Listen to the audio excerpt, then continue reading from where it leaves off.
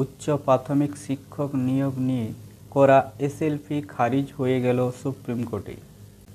Upper primary নিয়ে বেশ কয়েকটি মামলা হয়েছে সুপ্রিম কোর্টে। তার মধ্যে একটি মামলা গতকাল উঠেছিল শীর্ষ আদালতে, যদিও মামলাটি খারিজ হয়ে গেল। উচ্চ প্রাথমিক শিক্ষক নিয়োগে একাধিক অভিযোগ তুলে সুপ্রিম কোর্টে এসএলপি করেন বঞ্চিত চাকরি প্রার্থীদের একাংশ। গতকাল দুটি এসএলপির মামলা ডিসমিস হয়ে গেল। নিয়োগের পক্ষে জোরালোভাবে তথ্য তুলে ধরেছিলেন আইনজীবী জয়দীপ গুপ্ত, কল্যাণ বন্দ্যোপাধ্যায় এবং রাহুল কুমার সিংহ। এসএলপি খারিজ করে সুপ্রিম কোর্ট জানিয়েছে, প্রয়োজনে হাইকোর্টে এ নিয়ে শুনানি হতে পারে।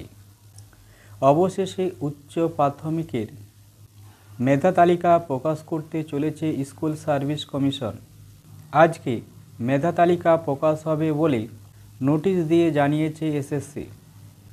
এসএসসির উচ্চ প্রাথমিকের মেধা তালিকা প্রকাশিত হবে আজকে, অর্থাৎ 25শে সেপ্টেম্বর।